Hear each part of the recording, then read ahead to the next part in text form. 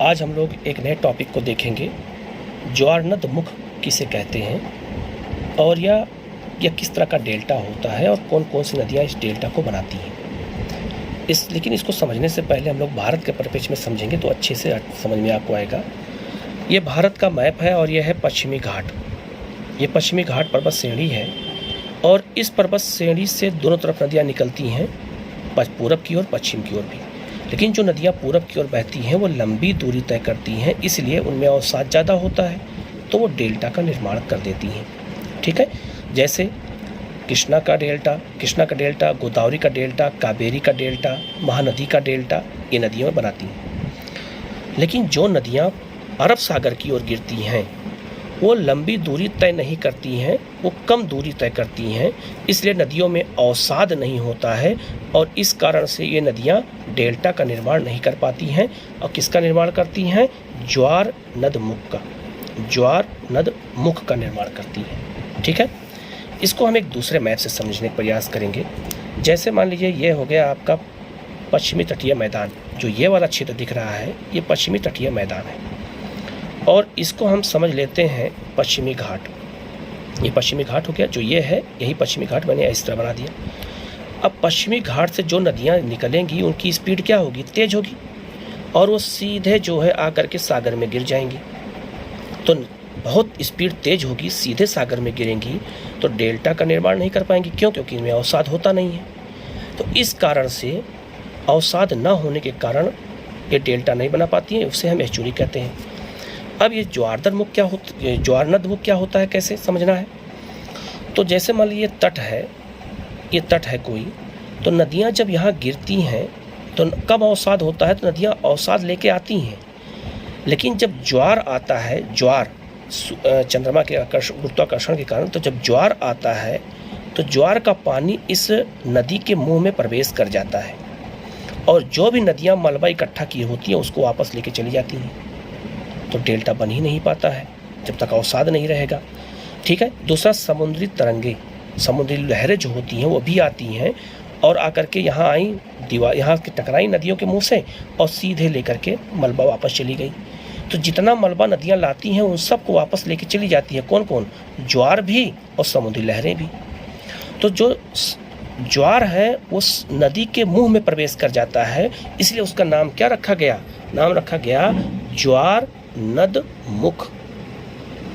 ठीक है, तो ज्वार का पानी इस नदी के मुंह में प्रवेश कर जाता है और जो भी मलबा नदी लाती हैं वो इकट्ठा नहीं हो पाता है और ये उसको लेके चली जाती हैं। बहुत थोड़ा मलबा आता है। क्यों? क्योंकि नदियाँ कम दूरी तय करती हैं। यहाँ देखिए कम दूरी तय कर रही हैं।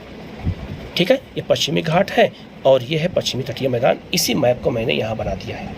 इसीलिए भारत के परिप्रेक्ष्य में हमेशा क्वेश्चन आता है कि कौन सी नदियाँ डेल्टा बनाती हैं, कौन सी एस्चुरी बनाती हैं। बहुत बार क्वेश्चन आया हो, आप लोगों से, कई लोगों से गलत भी होता है।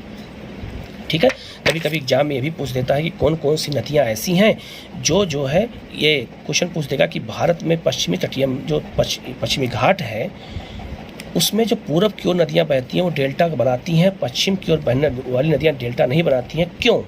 तो आप ऐसे उदाहरण के साथ, मैप के साथ उनको बता सकते हैं एग्जामिनर को, तब वहाँ आपको नंबर ज़्यादा मिलेगा। अब यहाँ बात करते हैं कि प्रमुख नदियाँ जो ज्वारनद मुख बनाती हैं, कौन कौन सी नदियाँ हैं जो ज्वारनद बनाती हैं। तो मैंने दोनों चीज़ यहाँ लिख दिया है, आपके नोट्स के लिए रहेगा हमेशा के लिए, आप लोग इसको नोट कर लेना।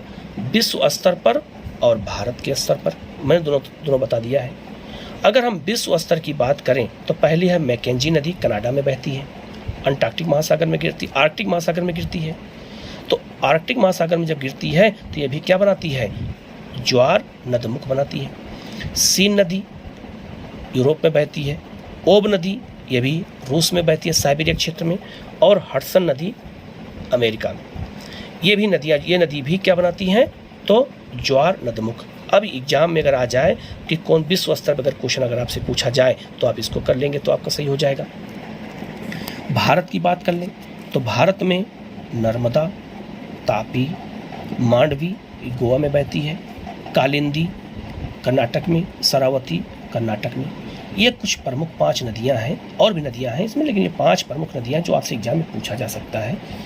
ये सब नदियां मिल करके ज्वारनद मुख का निर्माण करती हैं। ठीक है, इसको अगर हम एटलस के माध्यम से देखना चाहें इन नदियों को, तो हम नदियों को एटलस के माध्यम से भी यहाँ देख सकते हैं कि कौन कौन सी नदियाँ हैं जो ज्वार नदमुख का निर्माण करती हैं।